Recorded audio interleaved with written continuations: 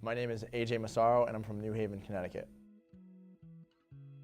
Growing up in New Haven, I went to a neighborhood school. I went to Notre Dame High School in West Haven, which I was very fortunate.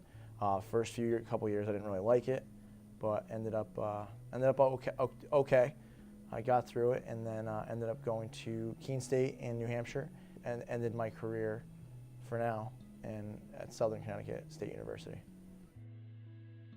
My current job right now, I work as a senior administrative assistant here at Yale Medicine at Yale University. I do a lot to work with the faculty members that are also doctors in the pediatric cardiology department in the hospital. Day-to-day duties include faxing paperwork, answering patient calls, doing the finances for the conferences.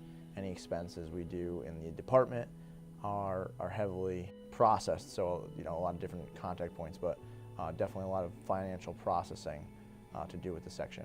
My favorite part of the job that really keeps me here is the relationships that I'm building with the faculty members. Also, it allows me to speak with patients, help them be a problem solver when they call and they have all these issues as far as scheduling, appointments, all these different things. It's fun to kind of solve those problems for them. The work culture in my position is somewhat hectic. I think that, given the title pediatric cardiology, if you think about it, it's really about pediatric children with, heart issues. So I think that, just close your eyes for a second and imagine the types of calls from concerned parents that you get on a day-to-day basis. Some days I'll answer, 30, 40 calls a day.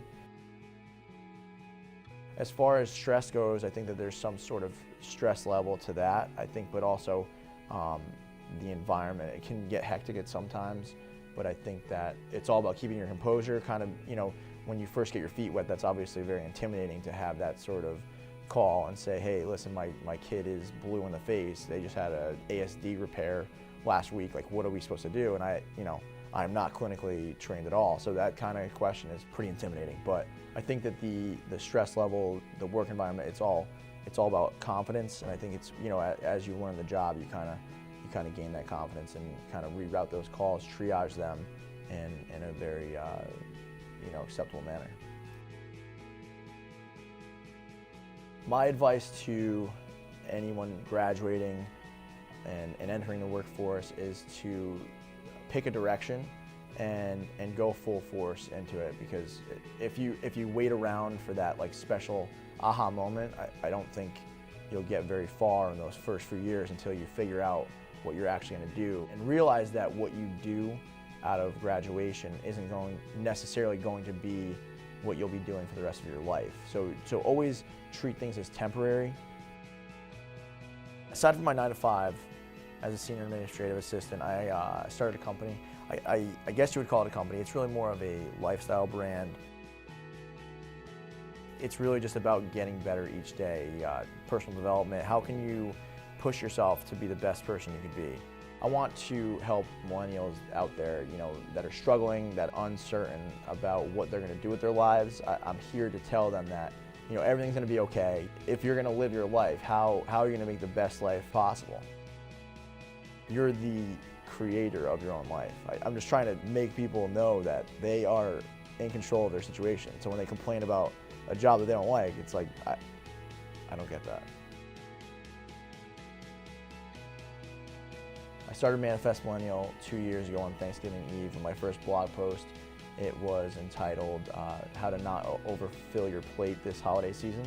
I was working a data entry job, listening to podcasts, 8 hours a day. That's where the external positivity came from, was all these guys getting interviewed and saying, we started this company 5 years ago and now it's flourishing. I mean, that really, to see those results come to fruition on those podcasts, really was like, what are you waiting for kind of thing. It was like, what are you waiting for kind of moment. To hear all these great ideas spewing out of these entrepreneurs and stuff like that, and I said, why don't I just do something? The logo is a compass. If you use a compass, it'll be a lot easier to navigate your way through that destination trip or what have you. So I picked a compass. As far as the name goes, again, Manifest Millennial.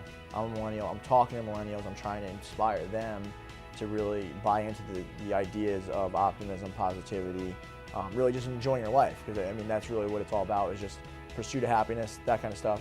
That's really the basic premise of the name and the logo, is really just manifest, embody the fact that you want to be successful, because if you talk to 100% of millennials, they'll probably tell you they want to be successful. With such a busy life, it does get hectic to continue to work with Manifest Millennial. I get a lot of heat sometimes from my viewers and say, hey, this, either it's not posted at the right time, or all these different kinds of things, which is good, because that means people actually care. But it's hectic to have that be your second job. Like a lot of people work 2 jobs. This is my second job, whether it's creating new designs for the merchandise, sending that over to my print shop. I think at the end of the day, what keeps me going is the fire inside me. You can feel my energy kind of raise up and realize that it's something that I'm passionate about. And I think that that's what everyone's chasing in life, is their own passion. And I think that that's another step in the direction of Manifest Millennial, is just showing people their passion. So my blogs vary usually. I started out very headstrong, and I did a lot of psychology, positive psychology blogs, articles, how to train the subconscious mind, and how to stop negative thoughts in their tracks, kind of thing. But then we really started to deviate towards the Make Mondays Not Suck articles. So every Monday I post a blog about little strategies, doing your laundry the night before, making your bed in the morning, even hydrating. Like that's a big thing that people oversee. It's about taking that optimism, taking that positivity, and finding the silver lining in anything. And really, I think Mondays do suck. I mean, I think that that's a universal understanding, and I think that if we can reverse that, I think we can do anything, really. So my apparel merchandising is primarily my biggest product right now. When you put that on, that's saying I represent this brand, I represent the fact that this company is pushing me forward to go chase my dreams, or go get that interview, or go talk to that girl or guy, or whatever it is. It's really just that, it's that constant reminder, that mantra, to just manifest it. Manifest Millennial has been compared to Barstool in the past. Barstool is very focused on the entertainment, trying to get that quick laugh, throwing people through tables. That's hilarious. Like, no one can argue that. That's hilarious. Bill's Mafia, all that kind of stuff. But I think that really Manifest Millennial is about the education. How can you get up every day and make your life that much better? I like to think that, when we do the pizza reviews in New Haven, because Dave Portnoy doesn't want to come to New Haven and do a pizza review, which is the pizza capital of the world, that's our company trying to recruit people with the entertainment factor, that they're appealing to so many people. Bottom line is, Manifest is about self-improvement, personal development. Barstool is about making people laugh and educating them about sports. I do enjoy working for Manifest in my spare time. I would be lying if I said, I was pumped every day about it. I apologize for the people that criticize me for doing that. But really, I think at the end of the day, the holistic, big picture, it's really about me just, crushing my passion and really going all in on it. But I think that also it has a lot to do with patience, because I think that, Rome wasn't built in a day. Anything good worth building is not going to be an overnight success. So I think that needs to be a realistic perspective of people that are looking at Manifest and saying, oh, it's not doing well, or it's, what is it? All these things. It's a work in progress. The future for Manifest Millennial is definitely going to be pushing more towards the video, the audio, podcasts, a lot more entertainment, but also more substance, to really hammer home the point that we want to get better as a generation, to really challenge other generations and say, hey, we're not entitled, that we're here to work. The millennials are here to work, but it's about what they work on. I think that that's the biggest thing too, is finding that thing that you enjoy and really just going all in on it. My advice to millennials is really to slow down. Take 10, 15, 20 minutes a day and just put everything away. Read a book, go play hockey outside, go play kickball, go play hopscotch, do whatever you got to do, ride a bike.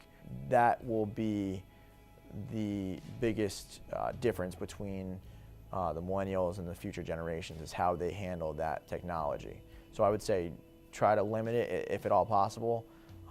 If not, just step away from it for a few minutes a day.